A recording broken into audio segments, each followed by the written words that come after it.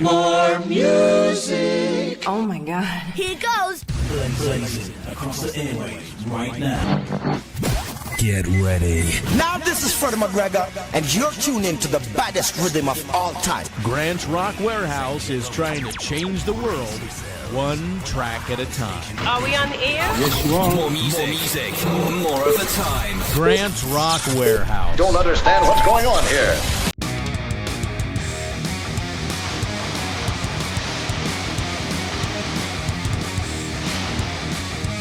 Welcome to Grant's Rock Warehouse, and Tim Durling is back. He's got a brand new book on record, the April Wine album review. He's back. We're going to do a little chatting. We want to hear from you in the chat. Let's do it. Tim Durling. Serving up rips hotter than Hellfire Chili with a beer chaser. Grant's Rock Warehouse. Oh, yeah, kids. We are live. Here's the book. Tim Durling is back, and he is, well, what can I say? The April Wine book is finally here. This one's been one of those books you've been working on. Well, I've known about it for a long time. Yeah, it's been brewing for a while, Grant. I'm glad it's out, and the response has been good, and thanks for having me on the Warehouse. Of course. Well, this is your seventh book, I think. Yeah. Unspooled, Yeah. Y&T, Night Ranger, Kansas. Sammy Hagar, Kansas, Fleetwood Mac, April Wine. Oh, my God. You're like on a roll. So this is your seventh since 2022. Yeah, pretty crazy. How does this whole fit within the series? I mean, did the format or approach evolve from Kansas and Night Ranger and Y&T books, or are you just keeping the whole flow going? Pretty much still the same album by album format with this book. It's another panel book of which you are one of many panelists. And I like that format. I like writing them myself, but I also like, the panel books because you get a lot more opinions on the albums, a lot of different points of view. So yeah, this one was always going to be a panel book. Well, I know I've had you on, we did an April Wine series back in the channel where we looked at all the albums. Yep. We did our top 10 tracks. We've covered April Wine galore on here. Yep. But for you though, I know you're an April Wine fan, but I guess I'm trying to remember, was this a longtime personal favorite for you? Or, I mean, compared to, there's a lot of other bands you could cover. Why did you want to do April Wine? Always wanted to see, well, let me put it this way. I always wanted to see a book like this on April Wine. Okay. I got into April Wine in the early 90s, which might seem a little bit late, but that was just when I was introduced to their music. And the really cool thing about April Wine is that unlike any other classic band that went on to gain some worldwide fame, April Wine has ties to where I live, where I grew up. Miles Goodwin and I share a birthplace. We were both born in the same small town, Woodstock, New Brunswick. Now, he didn't live there. I grew up there, but and then his family moved on to Waverly, Nova Scotia, which is where he met the Henmans, and that's how April Wine was formed. But I mean, that's only Nova Scotia. That's the next province over. So they're one of the biggest bands to come into the Atlantic provinces of Canada. But I'm a big fan. I mean, I would only ever do a book on a band that I was a big fan of. I was always planning on getting to them eventually. So yeah, but I have to say that doing the Warehouse with you guys and talking about the April Wine, I think we kind of that started out. We were talking about harder, faster, nature of the beast, and then why don't we just keep on going? Exactly. And that's how I got to know David Lubin. He's in this book. So yeah, so it definitely I was already thinking about it, but that definitely said, yeah, no, there's an audience here for a book about this band. It's not just something that Canadians will latch onto.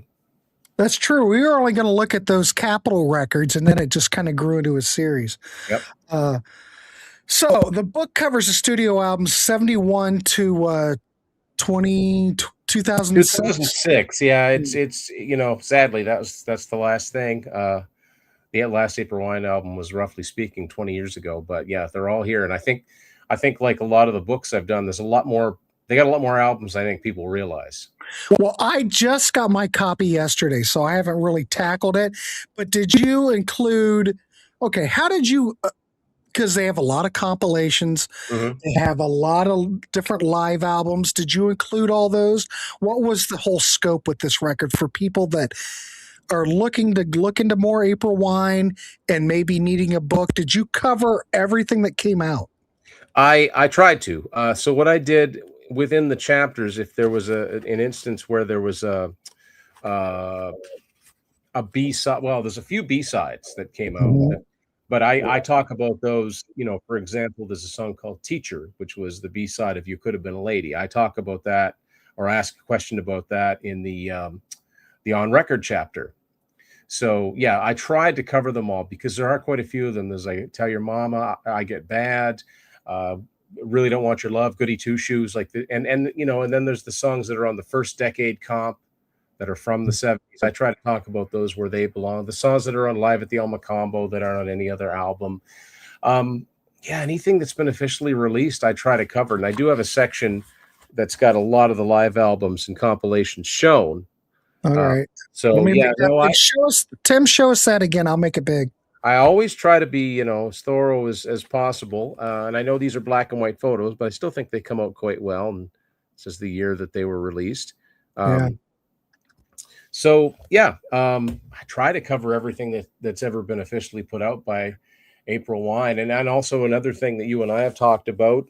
We get into, you know, if you want to get different mixes of songs, there are particular things you have to look for. Like "I Like to Rock" Yeah. comes to mind, right? You got to get that all the Rockers compilation to get that extended version, and you have to have the original vinyl of "The Whole World's Going Crazy" to get that great guitar solo on "Like a Lover, Like a Song." I try to cover all of that. This band deserves that. They're I don't think they've been used right by record labels. Most classic bands get the great reissue campaigns done. April Wine's back catalog, it's there, but it's never really had one label to say, right, we're gonna reissue all these albums, all the included B-sides, everything that's pertinent to this album. Here it is. And I'd love to see that happen, but I just don't know, because I don't know who, since Miles Goodwin passed away 3 years ago, I don't know. I don't know who's in charge of the catalog anymore. I don't know. I don't know who owns it. So Donald K. Donald, who, he was a famous concert promoter in Canada, but he was also part of Aquarius Records. He passed away. So yeah, I just don't know. I just hope this gets people searching, if they've got one or two, if they've got Nature of the Beast or Harder, Faster, hopefully it makes them go back, get all of those earlier ones, and really show how eclectic this band was, how they changed over the years. So I've asked about this before with your other books, but the research project for this book, were there any challenges that you found doing April Wine and their complicated catalog compared to any of the previous bands that you've covered? Not really, because I've been a fan of this band, like I said, since the early 90s. So I've been trying to, I stayed up on their catalog. I went out of my way to explain, for example, the differences between the US, the international, and the Canadian versions of The Whole World's Going Crazy, where some of the songs are from the Forever For Now album. And, there's albums that only came out in Canada. They had different album covers. I talk about them. No, this was the challenge. I don't want to say it was easy, because every one of them is a challenge in its own, but it was a challenge. It wasn't that much of a challenge. I knew what my end goal was. I knew what I wanted to say with it, and I knew the types of questions that I wanted to ask people. Right. I will say this. The whole thing with this whole band, I do wish that, God, I just don't know. We've talked about this before, Tim. I think one of the best things that ever happened to April Wine was the whole fact that they did get that Capitol deal. Oh yeah. With the Capitol deal, they got that April Wine logo. Yeah, absolutely. The artwork got better. Oh yeah, absolutely. Yeah, the artwork got better. It got more professional looking, and I mean, it's one of the best rock logos Ever. ever. Like it's just one. It looks good on a patch. It looks good on a shirt. You know, it's just awesome. Yeah. You know, and yeah, they didn't have that until, and they wouldn't have had it on first glance because that first album cover that came out in Canada was just another. Well, it was this. It wasn't very good. Let's be honest. Yeah. So I think that was a big purge. And then, what else do I want to say? I'm just curious though, were there any, I know we used a lot of people. I know I'm in this book and there are a lot of different people in this book, but did you reach out to any band members that are still around?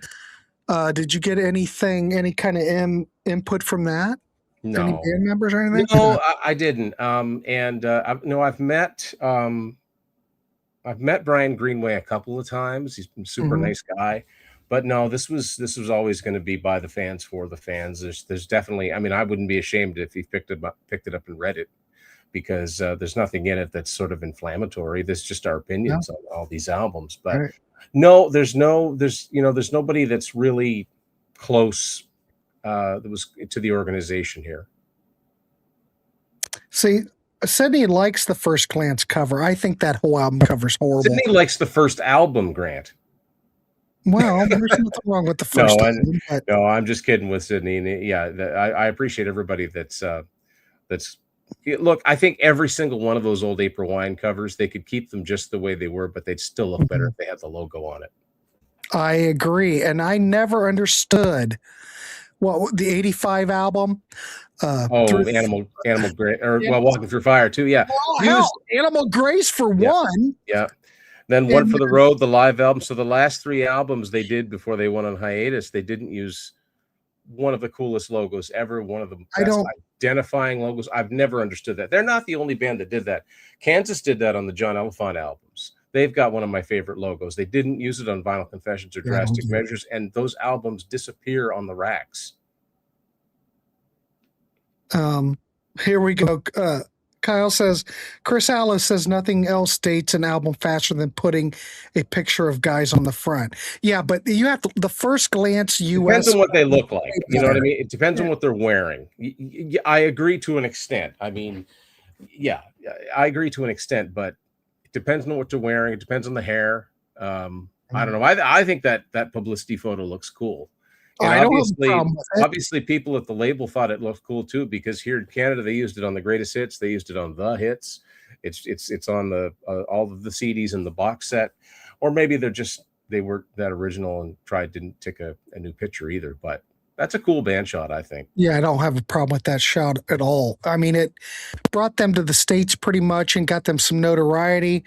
Roller was a big song. I mean, they got a lot of airplay. I don't have any. Yeah. I have the First Glance original cover on CD. Yeah. Which one, the Canadian or the US? Because the Capitol put out First Glance on reissue, in the late 80s, along when they did Power Play and all those. And it's got the original cover. Yeah, it's hard to find. I have a copy of it too, and you actually gifted me an old Heart of Pastor US CD. Yeah, I had one, but that was an older one. Like you sent me an older issue, which was really cool. Yeah. But yeah, I mean, in Canada, yeah, you got that purplish cover with the two faces looking at each other. That's what you get now. Okay. When you get when the Unidisc put them out. I mean, they came closest to doing Bright by the April Wine catalog when they reissued the CDs in 2009. I liked how when they put out One for the Road, they added songs that weren't on the original album. I liked when they put out Live at the Elma Combo, they put the songs that were on the US version that weren't on the Canadian version. So they did a few things right. For some reason, when Aquarius put the CDs out in the late 80s and early 90s, they didn't put the live albums out, which was just dumb. And I was so glad when Unidisc was like, finally, because there were holes in my CD collection. Like, why don't they put out those 3 live albums? Like, why didn't they put them out? And the old Aquarius issues are terrible. No workmanship put into them whatsoever. Well, not only for the artwork and the way they put them together, but some of the sources that they used for those CDs were very Some of them sounded fine. Yeah. Some of them didn't sound fine. Yeah. I will say this: the Capitol CDs all sound good. Capital CDs sound good. The Wounded Bird Yeah. version of Stand Back sounds better than the Aquarius CD. And the other thing, the Aquarius CD just had a single panel of the song titles on it, and that's it. No back cover artwork, nothing. For such a great band that April Wine is, why I just don't understand why the lackluster I don't know when. presentation. I wonder if it's because when the CD era started becoming a thing, the band wasn't active. I don't know if that's why. That might have had something to do with it. And maybe there was nobody that maybe like, oh, we got to put these out. Oh, here's the song titles. Blah, you know. No. And well, we could talk about the state of the industry and all that. If a label, of course, Rock Candy, I think Pete Pardo killed Rock Candy, may never Single-handedly crippled their supply line. I think we'll never see Rock Candy again. But I would love to see like a label like Rock Candy take the April Wine catalog, nice booklets, nice annotation. Of course, we lost Miles. Yeah. How it's just like, I guess we could have Brian do it. But yeah, like now it would all fall, I think, under the Universal banner, because I think Universal bought out EMI, so it would have to be. But they can do some nice reissues. It's possible. The thing is, it would be which albums, right? Because nobody worldwide, not many people are going to care too much if they've got the first album or Electric Jewels or the first live album. I'd love to see them all redone. I would love to see the latter day ones redone correctly. Like Get Back to the Mansion, get that back out there. That's a great album. That's a fantastic record. And that was only in print for a small amount of time. Small label. Small label. We've talked about it. But hey, the thing is, kids, we looked at all those April Wine albums. Now we're talking about the book, but when we did our series on them, I was always under the impression that maybe those later albums aren't quite up to snuff. But no, those later April Wine albums, all killer. And a lot of people don't even know that much about them. Because once again, we're in a situation where they only came out in Canada, like Attitude and Frigate came out on a label that went under, and then Back to the Mansion came out on a label that went under. Roughly speaking, was on Universal in Canada, but it was like a limited release. And it's weird. It's just too bad that they couldn't have found another US deal. That's also one of the reasons why I think for many years April Wine didn't tour the States that much. That's one thing that I love, the fact that they got out there opening for Triumph. It got them out there in the States in some bigger buildings again. Mm-hmm. Yeah, I saw them in, I guess it was December of last year. Actually, Dave Lubin and I went and saw them in Akron. And it was them, and who opened up? Molly Hatchet. Okay. Now, there's no one left in Molly Hatchet. There's no original members in April Wine either. No, but you still had Brian Greenway. Brian's there. Brian's there, but when he did his tracks, he did his songs, there's enough there that you can go, oh yeah, that's April Wine. But let me just say this. The band that's out there currently, though, the Brian Greenway led band, is fantastic. They were fantastic.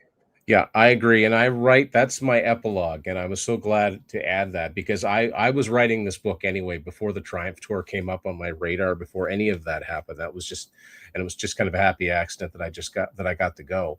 I say this in the book. I was very, very skeptical about the band continuing without Miles. He was their one of their main songwriters. He was their lead vocalist. He was one of the lead guitarists. He was the sound of the band. And I thought, wow, I mean, some bands can get by. I said, I just don't know. But they proved me wrong. They were fantastic. They did a short set. It was a shorter set opening for Triumph, but it was just full of hits. And they had the crowd was on their side. And it was so cool to see that logo. The logo was right behind them. It was huge. And then there was one on either side. And they walked out on while they were walking out on stage, the PA, they were playing Silver Dollar. Oh, it was awesome. I was hooked. I was like, okay, you know what, this lineup here could put out a new album, and I'd give it a shot. I wouldn't be angry about it. I don't know if they will. I'm just saying that the April Wine's in good hands. I think so. Yeah. Brian Greenway has always been, he's always fantastic. My whole theory is, and you could probably go back and look at the series that we did. I think when Brian Greenway joined the band, he was like the breath of fresh air. I think, his vocals, his songwriting. Yeah. I think his presence in the band elevated the band. And that's the lineup that most people, that's the classic April Wine lineup. That's not the original. I saw. Yeah, that's not the original band. But Brian just added something, and he's a good vocalist in his own right. I mean, when I saw them, they opened with "Ooh What a Night." Brian sang that, which was cool. It was. And Mark Parent does a great job. He does a great job, not only at the vocals, but he knows Miles. He studied Miles' guitar parts. He's playing those leads properly. Like, I was very, very impressed. Yeah, if April Wine comes near you, kids, swear to God, I know you're going to go down that road. It's a cover band, blah blah blah. But I think the legacy is intact. I think Brian Greenway knows what to do, and the band is fantastic.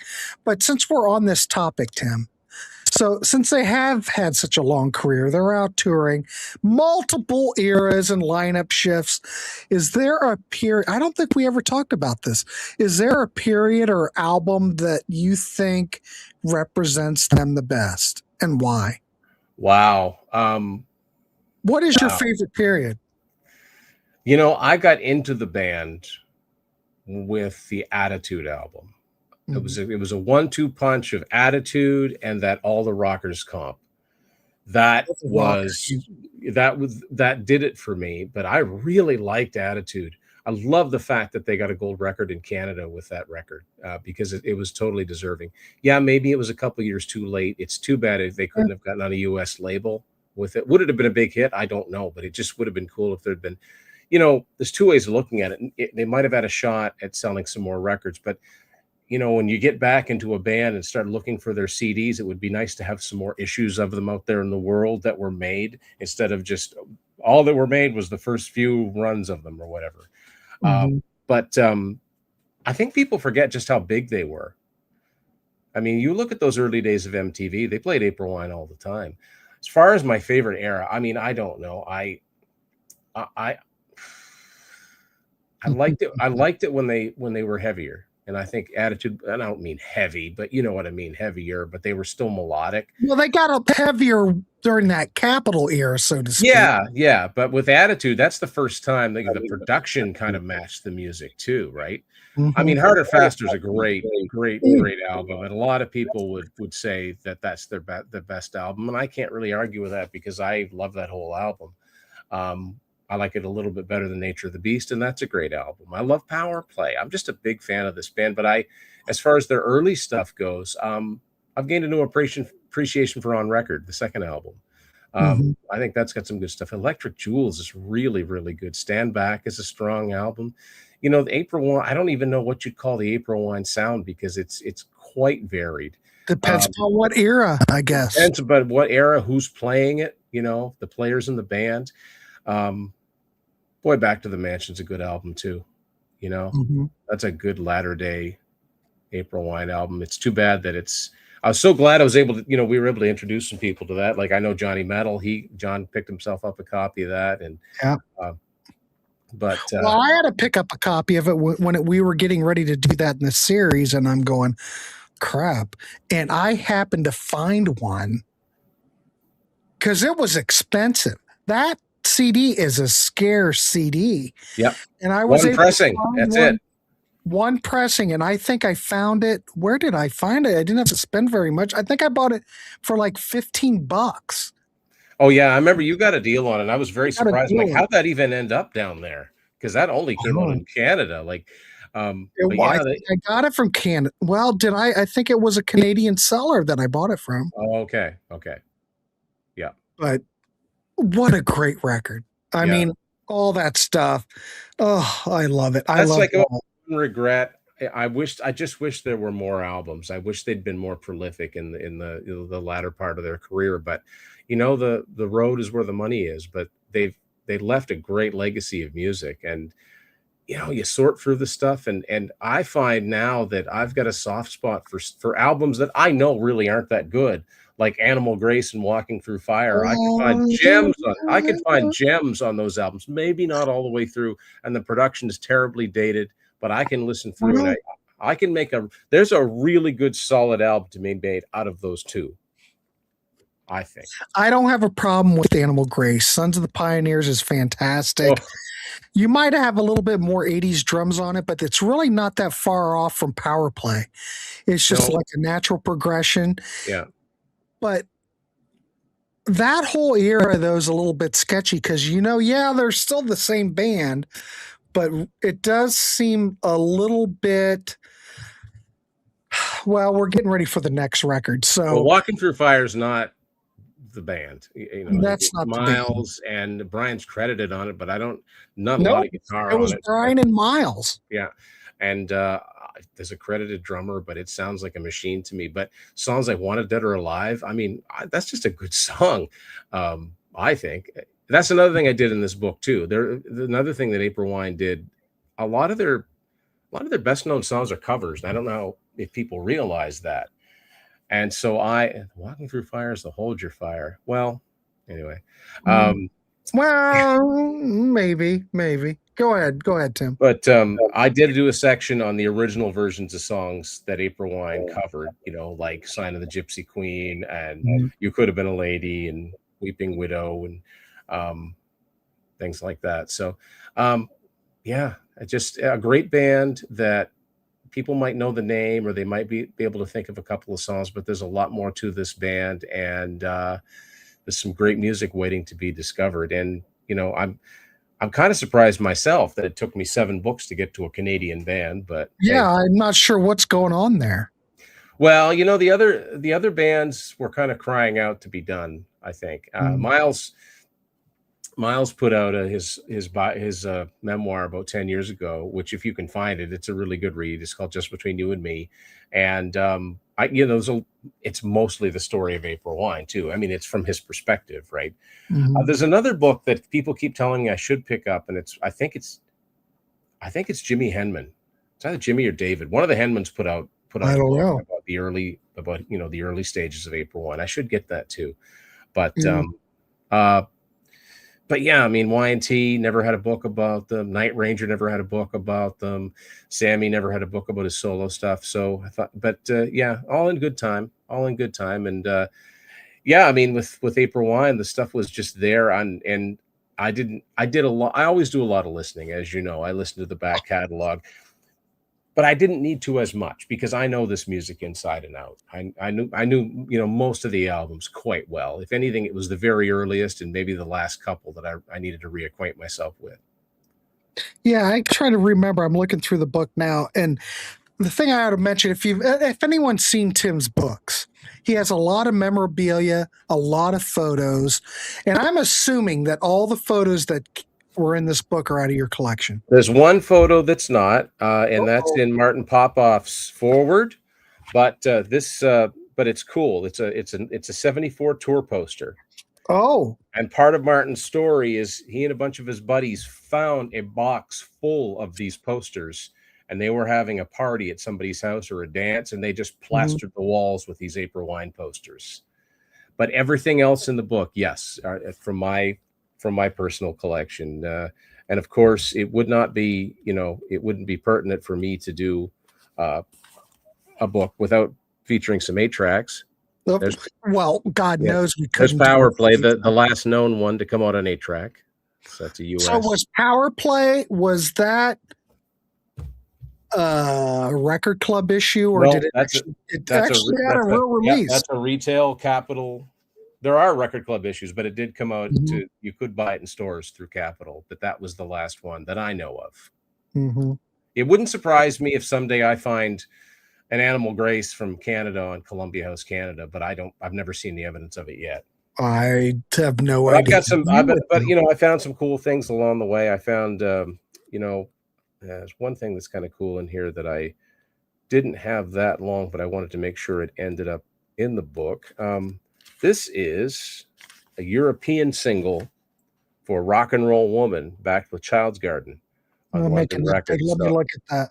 So it's a white cover, but it's got the Mad Hatter from. So I think that's kind of cool. That's cool. Yeah. Wow. So somebody commented the longer version of I Like to Rock. Look for it's technically it's 60 minutes with April Wine, all the rockers, and it's got the same cover as The Nature of the Beast. That's got the extended midsection of I Like to Rock.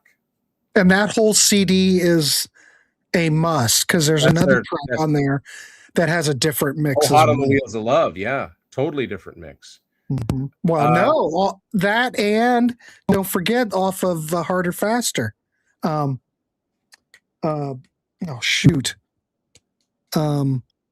Brain Problem. There's another track on there. It's got a totally different mix. It's got like a different additional section in it. Oh, my brain.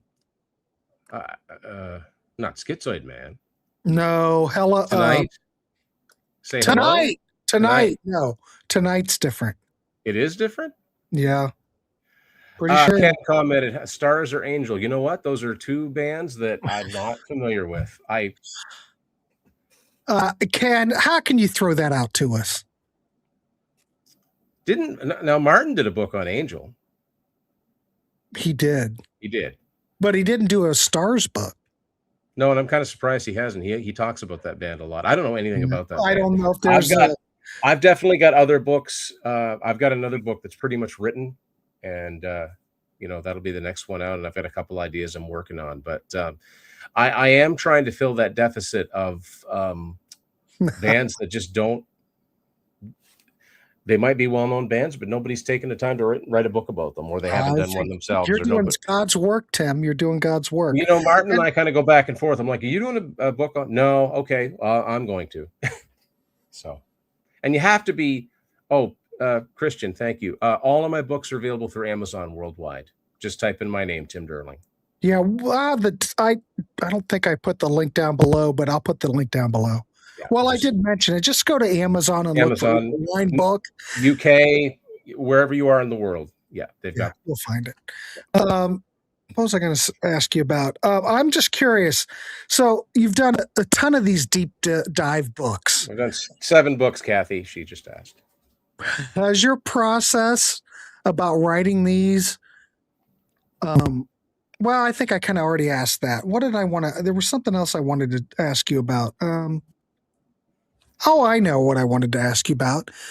You haven't really touched on this, but when you're doing these books, is there a balance between critical analysis, historical context, personal reflection in the panel? How do you decide how you're going to assemble this book and have like a perfect balance between all of this?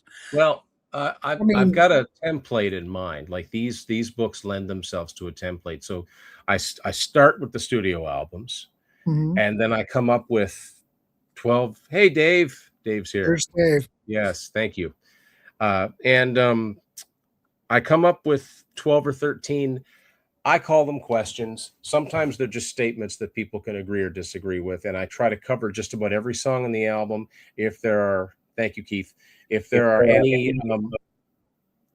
any extra songs, like I said, I cover those too.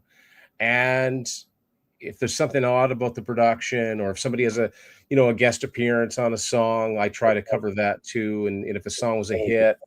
So yeah, I do try to cover. I guess I try to. What would I want to read if I was reading about April Wine? I'd want somebody to mention.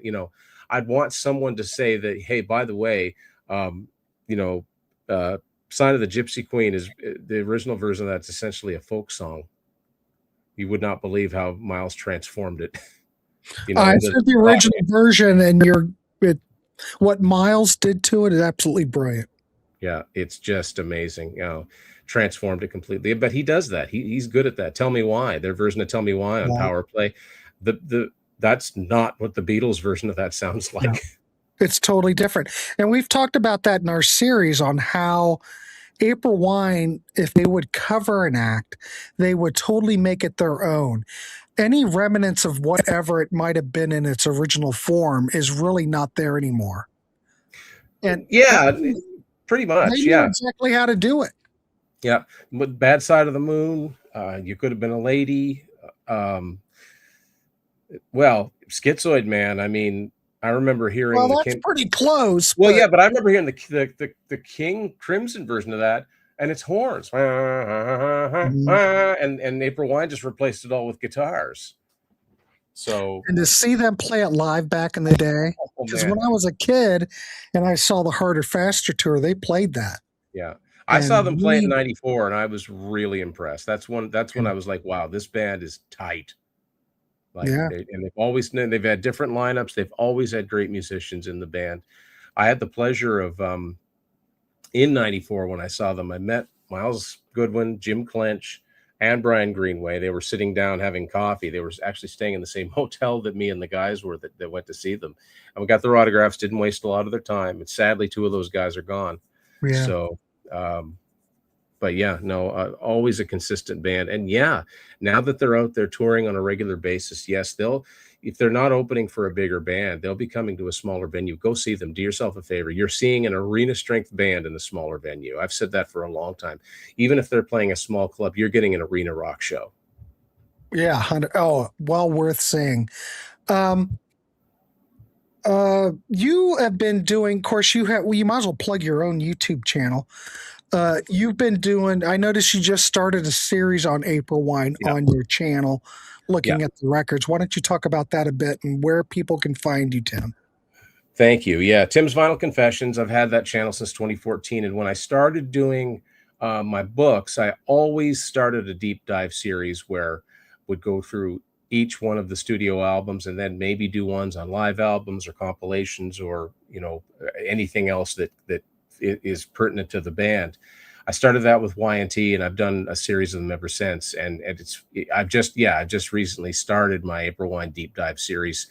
You're going to be at an upcoming one, and going through all 16 studio albums. Well, and if they're still getting lots of views, maybe I'll do one on live albums or just concert experiences or something. So, but yeah, it's basically the books that I've done. All of them have been just an extension of the channel. It's what we do, Grant. Like, we talk about the music that we love and hope that we can turn people on to bands that either they haven't heard or they haven't heard much out of. And one of the greatest things that people come back to say to me, I mean, yes, I love it when people say, hey, I ordered a book and I ordered another one of your books. But when they say I ordered your April Wine book and then I ordered a couple of their CDs, great. That's fantastic, because that's what it's all about. Because, radio's only going to play certain songs. And, up here in Canada, April Wine was much bigger band. So there's probably a dozen songs that get a lot of play up here. I'm guessing that in the States you hear Just Between You and Me, Gypsy Queen, and Roller. Maybe I Like to Rock, but probably if anything they're going to play in Central Ohio, it's going to be Sign of the Gypsy Queen. That's about it. Yeah. Maybe Roller twice a year for a special occasion. But at this point, there's virtually no. But I'm just talking Central Ohio. Yeah. Well, no, I think that's probably, Nature of the Beast was their only platinum album, and then they had one more gold with Harder Faster. Although I still think that First Glance has to be close to gold status. Their peak in the States was big, but it was very short. Unfortunately, didn't last very long. By I'd say about 82, it was over. They were still playing big places, but Power Play never certified. I never revealed the band that I'm in a book that hasn't come out yet. I don't know why. I'm superstitious. Yeah, I was just getting ready to ask you, and Kat and I were synced up on that. But I will say that it's, the bands that I've written about so far, I'm not going to go too far off the beaten path. The Fleetwood Mac is about the farthest I've gone off the beaten path, but it's still classic rock. I'm in that melodic AOR, / hard rock. That's my wheelhouse. That's the music that I love. So that's probably what you're going to get out of me. But I certainly, I appreciate, all of the support that I've had for all these books. And I certainly appreciate everybody that gives me, like Grant is, a forum to talk about them, because not everybody does. So it's, and You don't get rich doing this, but it's a lot of fun. It's Well, a lot of fun, and you it's have fulfilling. you have to do what you want to do and fulfill what you feel that you need in your life. And if this is what fulfills you, you just have to do it. I was reading, what was it? I heard Jerry Seinfeld on some podcast the other day, and he was saying, because when he started out in comedy, one of the things he said, he remembers being in comedy clubs back in the day, and people go, he'd do a set, and people go, "Oh, Jerry, come over here and have a drink," or whatever, do this. Jerry was so focused in his craft that he said, I don't really want to do a drink. He would constantly work on his act. He would, after the set, he'd go work. Mm-hmm. He said, if you have a passion for something, just always work at it. That's all it takes, really. So doing these books, you just have to do it. I'm always working ahead, like That's what you have to do. I'm always working on the next one. I don't ever want to get stuck where it's like, I've been averaging a couple books a year. But I would hate to get to that point where it's about time and I've got nothing. I've got nothing written. I've got nothing sent in. Somebody inquired about Frank Marino. The closest I can say is that I talk about him playing on a great song called "So Bad" from "The Whole World's Going Crazy."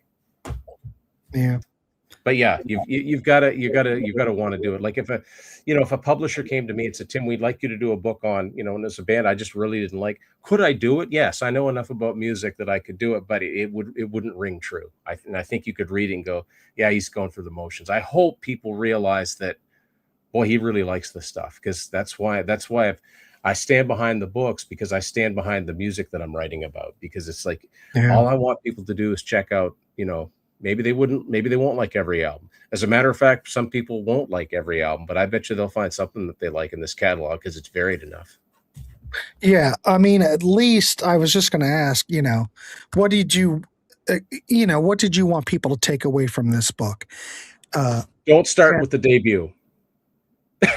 That's the takeaway. Problem with the debut, though. No, but I wouldn't want somebody to say, "Oh yeah, I hear that this great hard rocking band," and the first thing they happen to grab is that it's unlikely they'd find it, but the first thing they grab is that cover with the feet on it and go, "Oh, this is not what I was expecting." Well, no, it's not. Well, is there a certain era, after going through this catalog again and looking at it and writing the book and everything, is there a certain era that you would recommend people to start with? I wouldn't normally start people off with comps, but I would say get all the rockers and get the sister album too, which is just called The Hits. They both have the subtitle over 60 minutes with, but between those two, you've got their career from 71 through 85 covered. Mm-hmm. And if you're not liking any of that, there's no need to go any further. But if you do, then dig deeper. I would agree with you 100%. All the rockers is a must. Yeah. I think that is one of the most perfect comps, and it gives the viewer or the listener a little bit bonus. And what's funny about that is that they don't put like a banner on that CD saying, "Hey, look, the extended version of this." No, there's no, and that's, again, like you could put together a single CD full of their B-sides and full of the alternate mixes of enough of their songs. You could fill a CD up, and these would be songs that have never been on CD or never been released digitally before. And people like us would go out and buy it, and like, we've been wanting these. Thank you very much. Live versions like this. The B-side of, for instance, All Over Town is a live version of All Over Town that's never been released on CD. It's never been released on cassette. So yeah, this is a band that needs a little bit of attention paid to them. If those masters are even still out there anywhere. Oh, they're there. I don't know if they're in Canada or if Capitol has them. Deep in the. Well, see, anything that came up before Capitol, they wouldn't have, right? Well, Aquarius would have. You'd have to find Aquarius. Didn't Stand Back come out on Atlantic originally in the States? Stand Back came out on Big Tree, which was distributed by Atlantic. That's why there's an Atlantic reissue of it. Yeah. Best of April Wine Rock Ballads is good, but it's not everything. That's another thing I want to. Yeah, we should probably say that Miles Goodwin had a knack for writing a rock ballad, whether it was piano or guitar. He could write, and he could sell them. They didn't sound commercial, or they didn't sound like they were just written to be a hit. They sounded sincere the way he would sing them. Yeah, I would say that would be another comp to get. All the rockers, the ballads, those all came out together. Yeah. I think they might have came out on a box set as well. So there's a box set. A box set that came out in 1991, and it's just called the April Wine Collection. It's a 4 CD set. So the first disc is pretty much the hits. The second one is pretty much just all the rockers. A couple songs are different. The third disc is called Vintage Wine, and a lot of those songs were released on an album that came out in '89 called The First Decade. That one's not exactly the same. And then the fourth one is just called Live. And like I said, those live albums never came out by themselves on CD. So all that fourth disc it's All of One for the Road from '85. There's some songs from the Elma Combo, and there's like one song from the first live album. If you can get that cheap, yes, that's a really good overview of their career. But I mean, as far as albums you'd be likely to find in the States, I mean, you can't go wrong with Harder, Faster, and Nature of the Beast. There's a reason those were the biggest selling albums. They're fantastic. They're fantastic, yes. But you know what? This is like all of my other books. This lists everything. This lists all the books, the songs that are on them. So it's like, I like this song. What albums is it on? Okay, let's get that one. I tried it as hard as I can to find versions of their albums that don't say Aquarius on them anywhere. That's why I wanted to find the Wounded Bird version of Stand Back. And I know that there's a German company called Repertoire Records that you can get on record in Electric Jewels. I don't know what I've got that version of Electric Jewels. Yeah. So, there's a few of them out there, but I mean, most of them you have to get up here in Canada or order them. That's where Amazon would get them, from this company called Unidisc, because Unidisc is they're this company that absorbed a bunch of these smaller labels like Attic Records and Mirage. And so the CDs that are coming out, like, because they absorbed Mirage, there's some really weird Canadian issues with some of those early Whitesnake albums, like Ready and Willing. So, but that most of the Aquarius April Wine stuff is available. It's just not always available, but this has got it all listed. So if you want to head online and start looking around, at least you know what to look for now. So there you go. Available Amazon. Where can we get it again, Tim? Amazon worldwide, all my books. And if you just type my name, Tim Durling, that should be the first things that you see. All right, kids, go out. Make sure you get this for it. For one, I'm in it, damn it. So go out and buy it for one. Sydney's in it, but Grant's in it. So I'm not buying it because Sydney's in it, but I'm in it. Sydney's in it. Dave Lubin's in it. Johnny Klauser's in it. Great people are in it. Some knowledge. Johnny Metal's in it, and Dave Lubin. Martin Popoff wrote the foreword. John the Music Nuts in it. Yeah, there's some great. Mike Ladano's in it. So yeah, there's a bunch of cool people in it. Extra Music says, drink April wine and drive it. That's right. You got to make sure you don't do that. All right, everybody, give Tim Durling some love. Go out and check out his books. Go check out his Amazon. The link's down. Well, just go to Amazon. All you have to do is go to Amazon and look April Wine book. There are no other April Wine books out there. He's got the market. You might see Miles. You might see Miles' book, or maybe you'll see like an old sheet music book. But you'll probably, you'll see. When I did a search, you came right up. Awesome. So, all right, kids, give Tim some love. And what's next in the warehouse? I have no idea. Though we did have an interview that's going to air tomorrow night. June Millington from Fanny's going to be on the show. Ashley got that together, and Angie Moon and myself, and Ashley interviewed her. She's fantastic. Talk about rock royalty. Man, the story she can tell. So check that out tomorrow. Other than that, there's more coming. You know how the warehouse is. The warehouse never shuts down. All right, Tim Durling, thank you, sir. Good luck with the book. And I will see you. We're going to be recording a show together here next week. Soon. Next week. So keep an eye out for Grant on Tim's Vinyl Confessions, too. All right, kids. We'll see you. Take care, everybody. Bye, everybody. Keep it clean. Wrap the rascal. You know how it works here in the warehouse.